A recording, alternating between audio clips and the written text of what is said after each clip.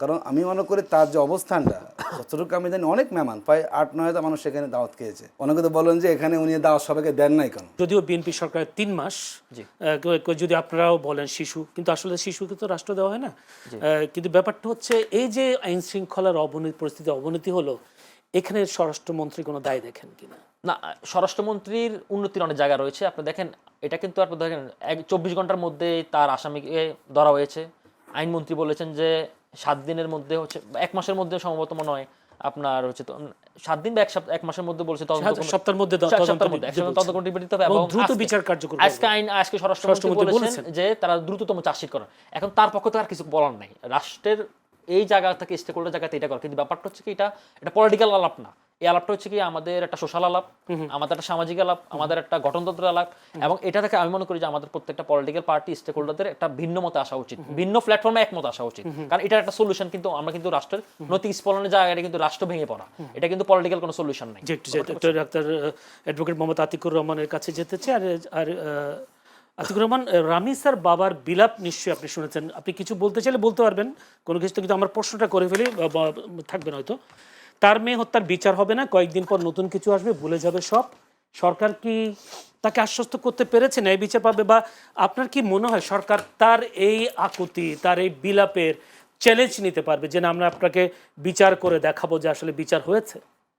এর মধ্যে আবার আজকেও বা চট্টগ্রাম বাকলির ধর্ষণের ঘটনা, উনি আরো বলেছেন যে আমি বিচার চাই না, আপনারা বিচার করতে পারবেন না, কারণ আপনাদের বিচার করার কোনো রেকর্ড নেই। এটা বড় জোর 15 দিন চলবে, আবার অন্য কোনো ঘটনা ঘটবে, এরপর এটা দামাসা পড়ে যাবে। এবং খুব যৌক্তিক বলেছেন। বাংলাদেশে যেটা আলোচিত ঘটনা সেটাই হলো লাইমলাইটে আসে, বাকি অনেক যেগুলো আলোচনাবিহীন ইস্যু সেটা কিন্তু খুব বেশি গুরুত্ব পায় না। দেখুন এই জায়গাটি কিন্তু আমাদের কোশ্চেন। উনি কথাটা কেন বলছেন জানেন?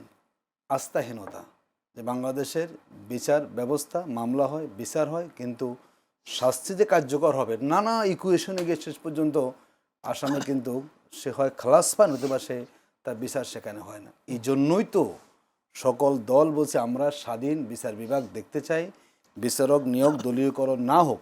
যেটা আমি বলছি, যেন এই যে আমি তখন বলে গেছি বলতে, যে জুলাই সনদ যে ওনার নোট অফ ডিসিশন দেন নাই, নোট অফ ডিসিশন এখানে বিএনপি দেয় নাই সচিবালয় নিয়ে। দেখুন তো ওনারা যেখানে দিয়েছেন বুঝলাম আপনি সেটা পালন করবেন না, তো যেখানে আপনি নোট অফ ডিসিশন দেননি সেটা আপনি কেন বাদ করে দিয়েছেন, কোন যুক্তিতে বলুন?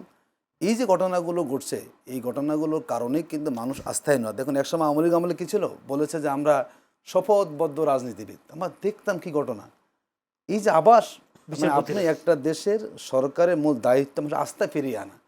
দেশের মানুষ যখন আস্থাহীন হয়ে যাবে বিচার বিভাগের প্রতি, তখন আপনি আইন পুলিশ এগুলো কাগজে কলমে থাকবে, মানুষ সেই মুখী হবে না। আইনমন্ত্রী আর স্বরাষ্ট্রমন্ত্রীর বক্তব্য আপনি বিশ্বাস করতে পারছেন না, আশ্বস্ত হতে পারছেন না?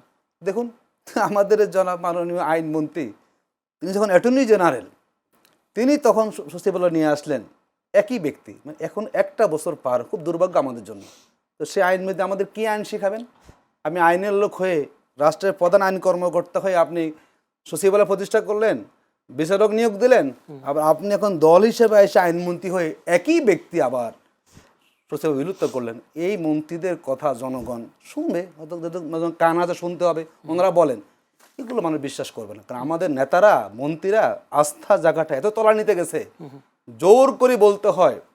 টিভি স্কুল দেন, দেখি 2 মাস সরকারের যখন আস্থা ফিরে এসেছে, বলতে হয় জোর করে আমার আস্থা ফিরে এসেছে। তার মানে আপনি সার্টিফিকেট পাওয়ার চেষ্টা করছেন জোর করে। আমরা বলি সরকারকে বুঝতে হবে, জনগণের বোবা কান্না শুরু হয়ে গেছে। আমাদের মানে স্বরাষ্ট্রমন্ত্রী এত সংবিধানের ব্যাখ্যা দেন, আপনার মন্ত্রণালয়ের অবস্থাটা কেন? মানুষ কেন নৃশংস হয়ে যাচ্ছে? কেন 36 ঘন্টা 4 জন শিশুকে দোষিত হতে হচ্ছে? আজকে দেখলাম আরেক জায়গাতে গলা নেই। এই ঘটনা কেন বাংলাদেশে করছে?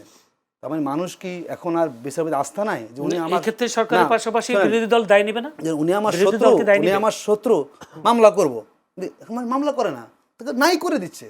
তার মানে মানুষের যে বিচার পর যে একটা আকাঙ্ক্ষা, আস্থা, এই আস্থাটা ইতিমধ্যে ব্যাপক সংকট তৈরি হয়েছে।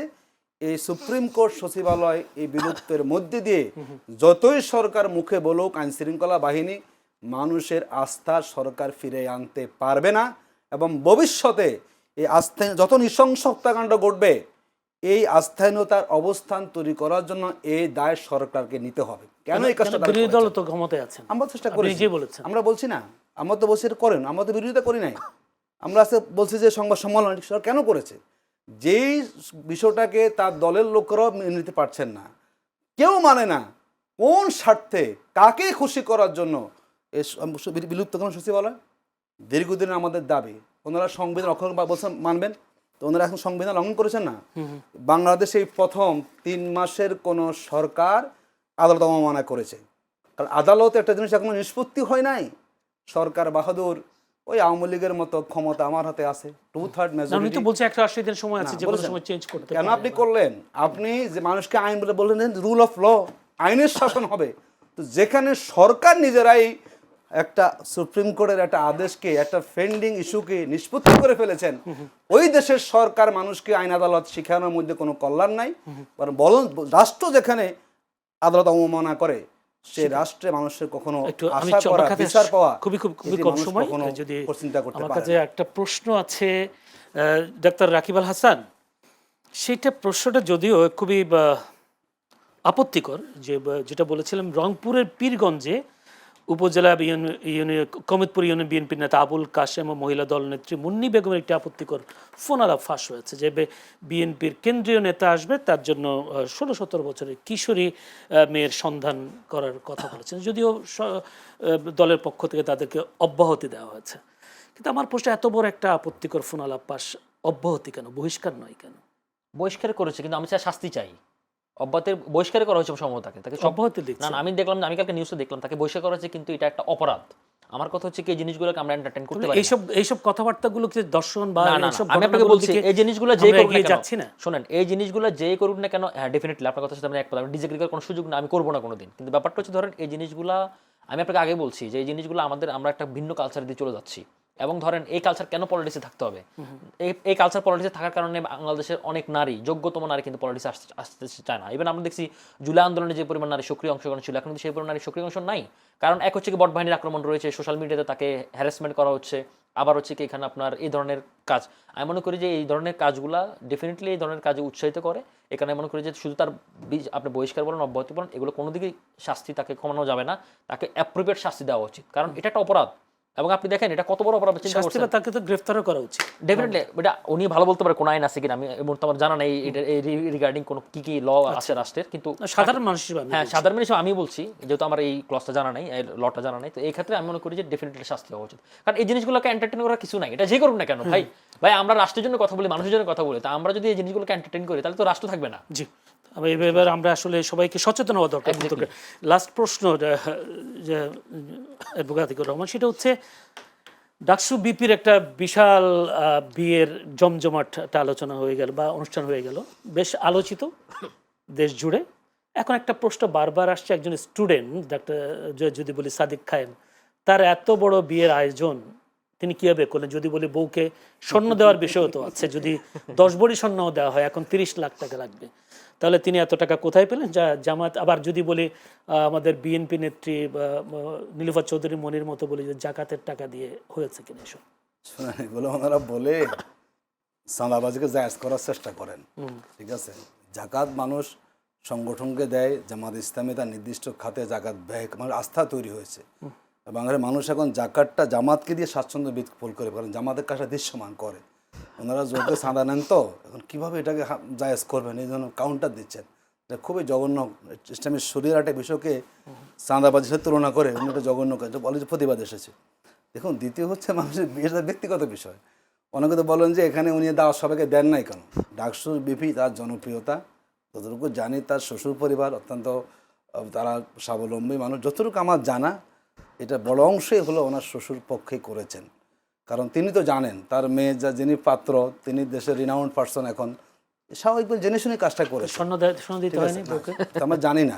শুনে, একজন যিনি বিয়ে শাদী করেন, আপনি গিয়েছেন দাওয়াত পেয়েছেন? হ্যাঁ গিয়েছে, সবারই সার্কেল থাকে, কে কিভাবে তার বউয়ের কাবির নাম আসলে জানার বিষয় আমাদের, কে তাকে দিয়েছে, এগুলো আলোচনার বিষয় হওয়া উচিত না আসলে। এগুলো হলো একটা সামাজিক যোগাযোগ মাধ্যম থেকে তো আমরা বের হতে পারছি একটা জিনিসকে নিয়ে এসে কি করা। কারণ আমি মনে করি তার যে অবস্থানটা, যতটুকু আমি জানি অনেক মেহমান, প্রায় 8-9 মানুষ সেখানে দাওয়াত খেয়েছে, এবং ওনারা খুব খুশি পাত্রীপক্ষ যে না, ওনারা এরকম একটা অবস্থানের আলোকে এত মেহমান খাওয়াতে পেরেছেন। যেন আমি বলি আমার তখন তো আমি খাওয়াইতেই পারিনি। আমার মনে আছে আমি বিয়েতে যখন শেষ করে দৌড়ে পালিয়ে আসছি 16 সালে, আমি যখন শিবিরের কেন্দ্রীয় সভাপতি, যে তাড়াতাড়ি বেরোন পুলিশ আসতেছে। তা আমরা তো খাওয়াইতে পারি না কাউরে ভাই, তার সুযোগ পাইছে মোস্ট ওয়েলকাম তাকে, আরও খাওয়া তার দরকার ছিল এখানে। বিয়ে এইভাবে হওয়া দরকার যাতে করে মানুষ জানে যে না এটা জাতীয় বিয়ে সেখানে হয়েছে। এটাকে পজিটিভ বলে নেওয়া দরকার, এটাকে আবার নেগেটিভ করার কোনো কারণ নাই। জি, অসংখ্য ধন্যবাদ।